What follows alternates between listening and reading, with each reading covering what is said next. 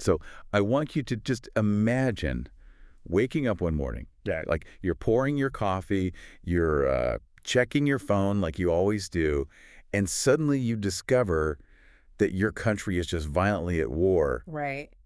And I mean, there was no debate on the floor of Congress. There was no, like, primetime Oval Office address the night before. Yeah. No warning sirens, just missiles. Yeah, thousands of them just launched completely in the dark. Exactly. Thousands of them. And that feeling, it's like, well, it's like an earthquake, right? Oh, absolutely. There are no warning sirens for an earthquake, just this sudden, violent reality that the ground beneath your feet has fundamentally shifted while you were sleeping. It really is the ultimate systemic shock. I mean, you go to sleep in this state of relative global stability, or at least you think you do, trusting the established systems, and then you wake up and the entire geopolitical map has been rewritten overnight. And you had absolutely no input in it. None at all. And that is exactly the staggering scenario we are mapping out today. We're doing a deep dive into a really highly controversial piece of source material. It's an excerpt titled Unsanctioned Fire: The Legality of the Trump-Israel-Iran War. It's a heavy text. It is really heavy, and our mission today is to essentially unpack the mechanics of what happened on February 28, 2026. We want to dissect the constitutional arguments, the international legal arguments, and just figure out what this means for the global order. Right, because the ripple effects are huge. Huge. But before we get into the weeds, I do need to make something crystal clear to everyone listening. We are playing pure Swiss neutrality today. Yes, 100%. We're not taking a left-wing stance. We aren't taking a right-wing stance. And we're absolutely not here to endorse the viewpoints of the original author. Right. We're just acting as your impartial guides. We're just mapping out the facts, the timelines, and those legal theories presented in the text. Right. We are just looking at the architecture of the arguments they're making. And, Yeah. when you look at the sheer physical scale of those February 28 strikes that the source outlines, it's honestly less like a traditional military engagement. What do you mean? Well, it's more like ripping the main circuit breakers out of a house's electrical grid, Oh, wow. Okay. You get to draw as much power as you want in that exact second, but you virtually guarantee that the entire house is going to catch fire the moment the system surges back online. That is a terrifying analogy, but it's exactly what happened. I mean, moving into what actually went down on the ground, the opening phase wasn't just like a surgical strike on a single rogue facility. No, not at all. The text notes that U.S. and Israeli forces executed this massive synchronized campaign. They hit thousands of Iranian military and nuclear targets simultaneously. Right, in late February. Yeah. But let's just pause on the mechanics of that for a second. How do you even coordinate thousands of strikes across a heavily fortified nation without a single intelligence leak? Like, the logistics of that, kind of unfathomable to me. It really requires a level of, cyber and kinetic choreography that most people can't even wrap their heads around. Right. I mean, to hit thousands of targets, we're talking command and control centers, anti-air batteries, missile silos, research sites. At the same time. Exactly. You don't just fly stealth bombers in blindly. You have to blind the adversary first. Okay, so like a precursor way. Yeah, the timeline in the source implies a massive precursor wave of electronic warfare. You are essentially shutting down or feeding false data to Iran's early warning radar systems. Wow. Because you have to sever their communication networks, so local commanders literally can't talk to national leadership. That's the only way you ensure the physical ordnance actually reaches the targets without being intercepted. Okay, but speaking of the targets, regarding the nuclear facilities, this is something that always trips me up. If you drop heavy explosives on an active nuclear facility, aren't you risking a massive radioactive disaster? That's a really common misconception, actually. Really? Because I'm just picturing turning the entire region into an uninhabitable exclusion zone. How do they justify that? Well, it's a crucial mechanical distinction. Striking a nuclear program usually doesn't mean you're bombing an active, hot reactor core. Because yes, that would scatter radioactive fallout everywhere. Right, which would be catastrophic. Totally. So instead, modern militaries target the infrastructure that makes the fuel. Oh, I see. They use these heavy, earth-penetrating bunker busters.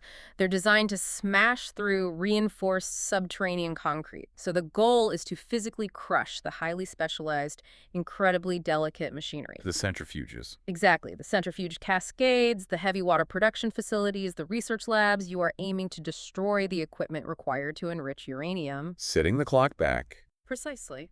effectively setting their nuclear capability back by a decade without causing a regional Chernobyl. Setting the clock back, sure, but at a massive immediate kinetic cost. Hmm. Because if the retaliatory response from Iran was as instantaneous as the data in our source details, it means the architects of this strike knew aggressive blowback was guaranteed. Oh, absolutely. It's like flicking the first domino in a massive chain and knowing exactly what's going to happen.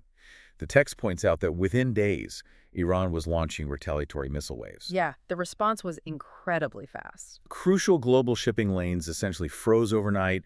Military bases across the region were taking sustained fire. So I have to ask, did the architects of this strike severely underestimate the speed of the blowback? Actually, the speed of that blowback is the critical indicator here. When the region catches fire within hours of the first bomb dropping, it shows we are dealing with a deeply entrenched, highly volatile system that was already primed for escalation. So they didn't underestimate it. No, they didn't underestimate the physical blowback, they priced it in. But the text argues they also priced in a totally different kind of blowback. The domestic legal kind. Which naturally leads us straight into the biggest question in the room and really the core constitutional crisis at home. Right. Because the blowback was so immediate, it begs the question, knowing that American bases would instantly take fire, knowing the global economy would take a hit, who actually signed off on taking that guaranteed risk on behalf of the American public? And that's where the legality comes into question. Exactly. Because skipping Congress to launch a war of this magnitude, I mean, that isn't just a procedural hiccup. Huh. Critics in the text argue it's a fundamental constitutional crisis. There was no national debate, Far from a hiccup. I mean, we all know the baseline rule, right? right? Constitution. Yeah. Article 1, Section 8 of the U.S. Constitution vests the power to declare war exclusively in the legislative branch, not the president. Congress is specifically designed to be the brake pedal. To slow things down. Right. It forces a messy public debate before civilian lives and economic stability are put on the line. But, as the source details, the executive branch has spent decades constructing these legal workarounds to override that brake pedal. And a lot of that comes back to the War Powers Resolution, right? Yeah. Let's unpack that mechanism. Because wasn't the War Powers Resolution of 1973 originally passed to limit the president's power after Vietnam? Yes, exactly. It was supposed to stop the executive branch from just dragging the country into endless undeclared conflicts. That was the original legislative intent, absolutely. But in practice, the legal experts cited in the text argue that it inadvertently created a massive loophole. How so? Well, the legal architecture essentially allows the president to commit troops into hostilities for up to 60 days without congressional approval, but only provided they are responding to a national emergency created by an attack upon the United States. An attack on the U.S., its territories, or its armed forces? Right. But in modern legal interpretations, executive branch lawyers have stretched this defensive posture. They say it includes neutralizing imminent threats. Okay, let's unpack this word imminent, because it feels like it's doing an unbelievable amount of heavy lifting here. It really is. If a nation has heavily armed military infrastructure, which Iran clearly did, hence the thousands of targets and diplomatic tensions are high, well, that's just called the baseline reality of geopolitics. Sure. Imminent usually implies, a missile is already fueling up on the launch pad, like the attack is happening right now. But, analysts in the source note, there was no clear evidence of an imminent Iranian strike against the United States. So how can any administration legally justify acting in self-defense here? And that is the exact friction point the analysis zeroes in on. Critics argue there was zero evidence of an attack happening right now. Right. But executive branch lawyers often redefine imminent to mean an inevitable future capability that, once achieved, cannot be easily stopped. Wait, really? Yeah. In their legal gymnastics, they argue that the window of opportunity to prevent the threat is what's imminent, rather than the threat itself. That is wild. They are completely redefining the clock. Exactly. They aren't saying the adversary is launching a missile today. They're saying, well, if we don't bomb the factory today, they might build an unstoppable missile next year. Precisely. And the text points out why this matters so much to you, the listener. By accepting that redefinition, you effectively consolidate immense, unchecked military power within the executive branch. Because it bypasses the legislative branch entirely. Right. If imminent just means a growing capability we don't like and might not be able to stop later, then the president can legally justify striking almost any adversary on Earth without asking for permission. The constitutional brake pedal is completely disconnected from the engine. It really is. Which takes us from a domestic constitutional crisis straight into an international one. Because if the domestic justification is that highly disputed, we have to look outward. If you use that exact same twisted definition of imminent on the global stage, you run headfirst into international law. You do. You run straight into the United Nations Charter. Right. And the international community has very rigid, mechanically specific rules about when a country can legally drop bombs on another sovereign nation. Very rigid. The rules laid out post-World War II are built around two, and really only two, specific justifications for the use of force. Which are? Active self-defense against an armed attack, or explicit authorization from the UN Security Council. And obviously, neither of those conditions applied to the February 28 strikes. Exactly. The U.S. and Israel were not actively being attacked that morning, and the Security Council certainly did not sign off. So under international relations theory, this classifies as a preventative war. Okay, let's drill into that distinction, because I think a lot of people use the words preemptive and preventive interchangeably, and the source makes it clear they are very different animals mechanically. They are entirely different. Preemptive war is shooting someone who is actively drawing a gun on you. It's a reaction to a clear, present, and unavoidable physical danger. Like the missile on the launch pad. Right. Preventative war, on the other hand, is a highly controversial concept. It's shooting someone because you think they might buy a gun next month and you don't trust what they'll do with it once they have it. Oh, wow. It's like that sci-fi movie, right? Yeah. Minority Report. Yes, that's a great analogy. You're arresting someone for a crime they haven't committed yet, but you're applying this logic to geopolitics. How dangerous is that? You're launching real missiles, starting a very real, very bloody war based on a hypothetical projection of tomorrow. And that is exactly why preventive wars are considered among the most dangerous actions in global politics, because they operate entirely on assumptions of the future, not empirical facts of the present. Right. It requires a level of absolute certainty about an adversary's future intentions. And that is a certainty that intelligence agencies notoriously struggle to achieve. When you legitimize preventive war, you essentially tell the world that state paranoia is a valid legal justification for massive military force. Okay, so if the bar for launching a preventive war is that dangerously high and it breaks international law, what future threat was so terrifying that it warranted this? What was the strategic calculus behind bypassing Congress and ignoring the UN Charter? To understand that, we have to look closely at the strategic alliance driving the conflict, specifically the Israeli perspective. Okay, let's look at that.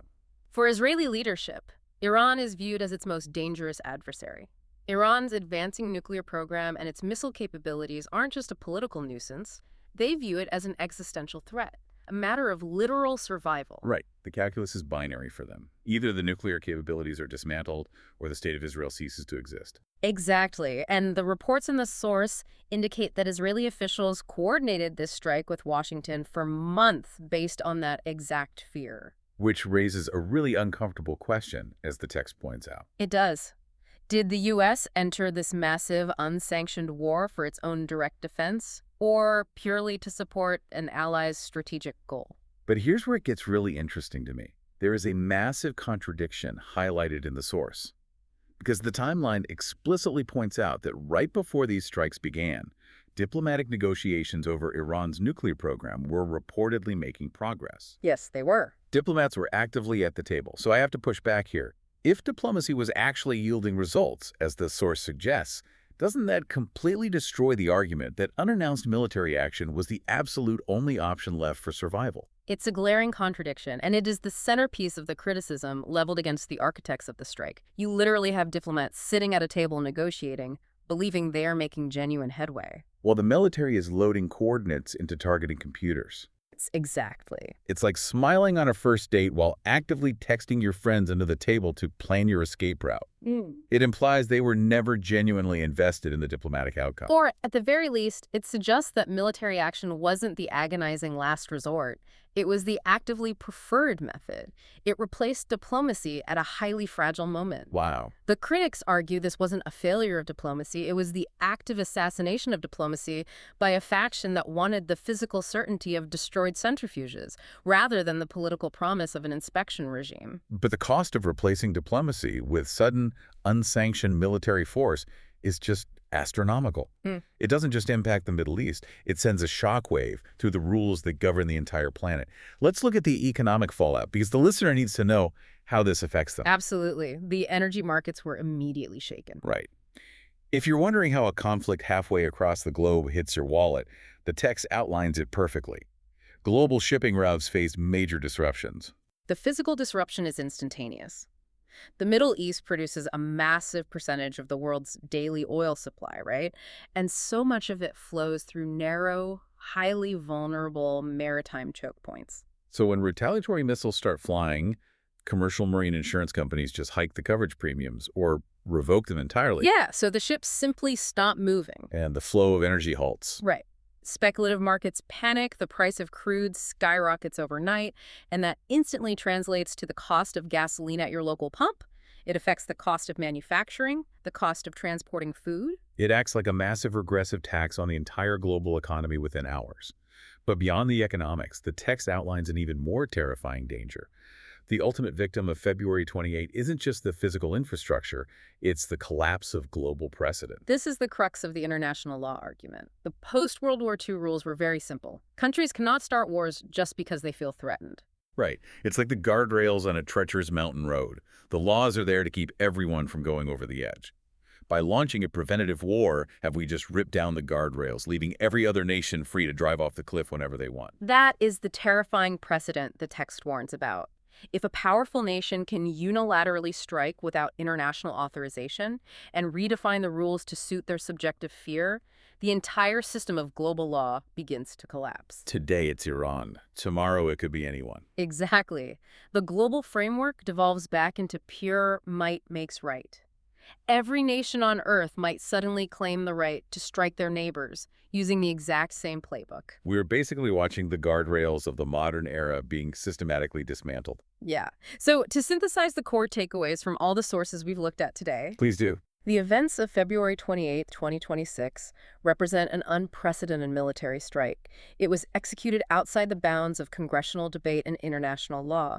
It functioned as a preventative war, prioritizing kinetic military destruction over ongoing diplomatic negotiations, and it seriously risks the collapse of the modern global order. It's a lot to take in. And as we wrap up, I just want to briefly remind everyone listening, we've explored some incredibly heavy, politically charged criticisms and strategic justifications today. Very heavy. But our goal was solely to map out the contours of the source material provided. We aren't endorsing these views, just trying to help you understand the sheer magnitude of the debate. And it is a debate that forces us to look hard at the trajectory of modern conflict. The text notes that wars started without debate rarely end the way their architects expect. They never do. Which leaves me with a final thought for you to mull over. If technology and modern weaponry now move faster than the speed of democratic debate, if thousands of targets can be obliterated before Congress can even vote, and if preventative war becomes the accepted norm, does the concept of peacetime cease to exist entirely? Oh, wow. Are we entering an era where we are always in a state of pre-war? That is a haunting concept to chew on, the idea that we're permanently in a state of pre-war. Thank you so much for joining us on this deep dive. Keep questioning the world around you, and we will catch you next time.